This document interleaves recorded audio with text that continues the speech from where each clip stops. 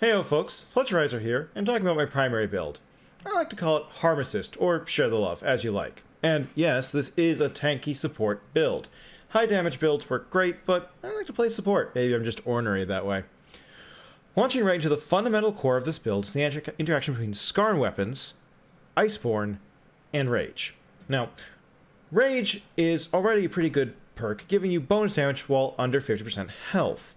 And Iceborne says that while under 50% health, you gain 30% damage reduction and 8% lifesteal. That can't take you beyond 50% health.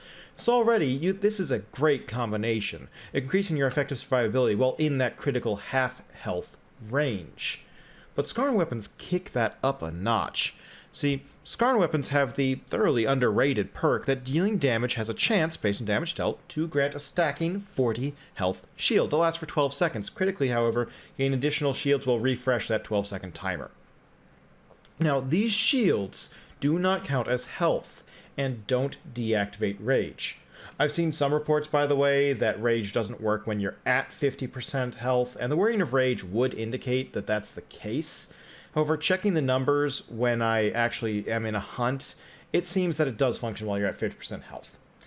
End result, permanent Rage without lowered health, provided you can stick onto the behemoth, of course, but we'll get to that in a bit.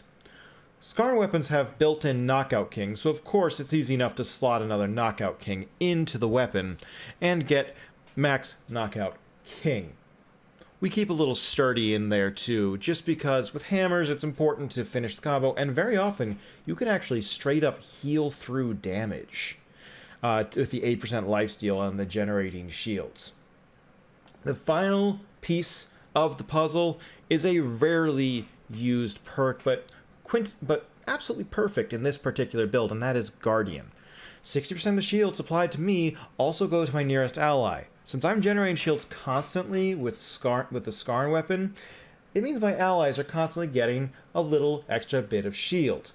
Now, it's unlikely to straight up negate hits on their end, but every little bit counts, and this can seriously stretch their healing reserves. Finally, we've got a little conduit in the lantern, just because we don't have a particular use for this cell slot here. I would advise against using something like Stunning Vigor, restoring some health when Behemoth is staggered, because that will heal you out of that 50% range and effectively deactivate your Rage. But what does this look like in practice? Well, let's show you.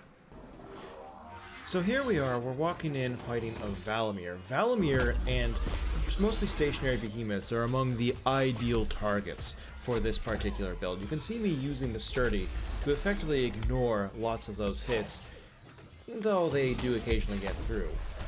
And I'm able to, by means of continually placing damage, keep my health above 50 at that 50% range. Now, I have taken multiple hits, but not only am I through this build able to keep myself alive, you can see that my teammate there is stuck at very low health, and I am giving them lots of shields via this build, keeping them alive. Now, eventually, of course, they are going to have to heal or go down. I can't keep this up forever. But, as a result of this focus, they are maximizing their survival uptime, and that is not nothing. That is intensely useful. On the other hand, however, the bad version is this. By contrast, the build shows weakness against behemoths with limited damage windows, like this Rift Stalker here. Part of the Skarn Hammer build is that without constant damage, the shield buff will fade, leaving you and your teammate high and dry, vulnerable to a powerful punch. Just like that one. Say goodbye to Daria's health, folks. She misses it. So, if you are looking for a build that can provide a significant amount of survivability without negatively impacting your damage, you can do a lot worse than the Harmicist build. In point of fact, the biggest problem I've had with it has been switching off it, as I've developed some bad habits due to the sheer amount of regen provided by the build. Anyway, there's a Dauntless builder link down in the description for you to peruse as you like. If you've liked the video, please consider hitting that subscribe button, and the bell if you feel so inclined. If you didn't, I appreciate you checking me out anyway. If you want even more, I can often be found live at twitch.tv/Fletcherizer. I hope all of you have a good day, night, evening, whatever time it is, wherever you are. Stay classy, everybody. Cheers.